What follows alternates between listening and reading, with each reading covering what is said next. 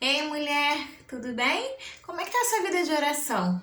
Vamos falar um pouquinho disso hoje? Aqui em Jeremias 33:3, a palavra diz: Clama a mim e responder-te-ei e anunciar-te-ei coisas grandes e firmes que não sabes.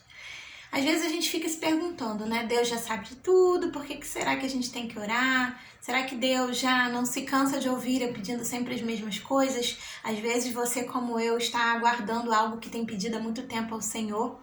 Mas o primeiro ponto que a gente precisa entender é que sim, Ele sabe de todas as coisas. Mas como a palavra diz aqui, a oração ela é um relacionamento. Deus é espírito e a única forma de nós nos relacionarmos com um Deus que é espírito é através do espiritual. Nós também somos espírito, temos uma alma que é a mente e habitamos no corpo. Então, a forma que nós temos de nos conectarmos com o nosso Senhor, de nos relacionarmos com Ele é através da oração e, claro, ouvindo a Sua palavra através da Bíblia. Mas às vezes a gente se pergunta, né? Será que eu preciso realmente falar? Será que Deus já não sabe? Sim, Ele sabe.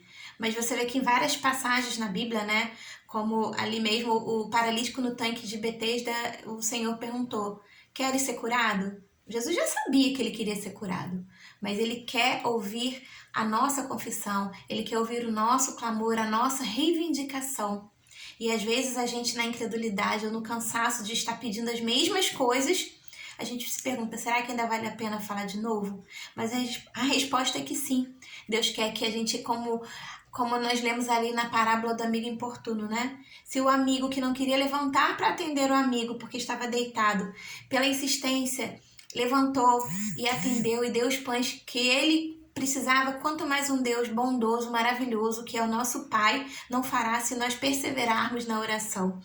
Deus, ele usa a oração como uma forma de se relacionar conosco e também para que nós possamos ouvir dele o que ele tem para nós. É uma forma da gente se submeter à vontade do Senhor, porque ele vai nos atender, né? A palavra diz que tudo que pedirmos em nome de Jesus, o Senhor nos atenderia.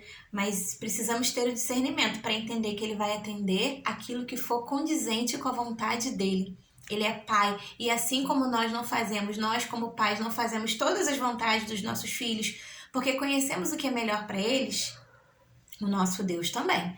Ele vai de acordo com a vontade, de acordo com aquilo que ele planejou pra gente. Se a gente se submeter em oração e estando atentos a que o Espírito Santo tem para nós, seremos mulheres que saberão que alguma coisa não é da vontade de Deus. Então, a oração é uma forma assim de relacionamento, é uma forma de submissão, é uma forma de nós cooperarmos com Deus. Ele quer que nós estejamos em constante cooperação com Ele. O próprio Jesus, sendo Deus encarnado, sempre se retirava para orar e ouvir do Pai o que o Pai tinha para ele. Eu lembro de uma vez que eu recebi uma proposta de uma proposta bem tentadora, né, de um emprego. E no meu primeiro ímpeto eu não orei e disse sim para aquela proposta. E aí depois, erradamente, eu fui orar e eu falei: Senhor, se não for para eu estar naquele lugar, se eu coloque algum empecilho, se não for para eu aceitar essa proposta, que algo venha acontecer. E conforme eu orei, aconteceu. Quando chegou na semana de eu assumir aquele cargo, quem poderia me ajudar, dar um suporte com meu filho, falou que não teria como, houve um imprevisto e eu tive que dizer não para aquela proposta. E eu, num dado momento ali na cozinha, Deus fala muito com as mulheres enquanto a gente está fazendo as coisas, né? Seja no banheiro, na cozinha, cuidando das nossas coisas. E eu, em espírito, falei: mas Senhor, aquela proposta seria tão boa, seria algo tão bom para mim naquele momento, né? A proposta que me fizeram. E eu ouvi no meu espírito o Senhor falar: mas o que você vai perder é muito maior do que se você for para lá. Do que se você... Perdão, o que você vai perder é muito maior do que se você me obedecer e permanecer em casa. E naquele momento, na minha oração, eu fui submissa, ouvi a voz do Senhor e eu atendi. E mesmo não sendo a minha vontade, eu recusei e fiquei em paz. Porque quando você coloca diante do Senhor e você se propõe a ouvi-lo e a obedecer, aquilo ali vai te dar paz. Do contrário, também é verdadeiro. Aquilo que não é do Senhor, por muitas vezes, não nos dá paz de espírito, né? Na maioria das vezes. Então, que possamos sermos mulheres que consigamos orar, não só com rituais. Ah, vou orar só de manhã, ou só à tarde, ou só à noite. Não, que possamos orar em todo o tempo, porque a palavra diz orando em todo o tempo. Tá dirigindo, você pode falar com o Senhor. Tá lavando louça, pode falar com o Senhor.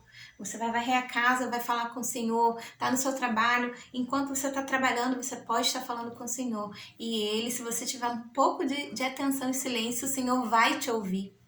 Então, vamos lembrar do que Jeremias diz: clama a mim que eu te responderei e te anunciarei coisas grandes e firmes que não sabes.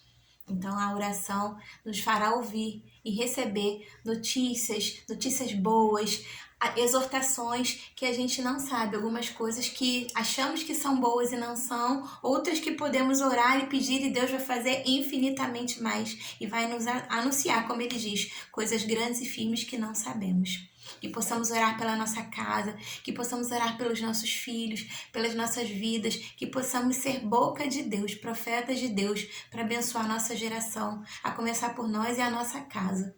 Que possamos nos deixar, através do relacionamento de oração, sermos mulheres que fazem diferença nesse mundo. Tá bom? Fica com essa palavra, que Deus te abençoe, que o Espírito Santo te desperte para uma vida de oração. Eu vou orar por você agora sobre isso. Pai, em nome de Jesus, que essa mulher que está ouvindo agora, Pai, essa palavra, que a sua palavra possa te encontrar o coração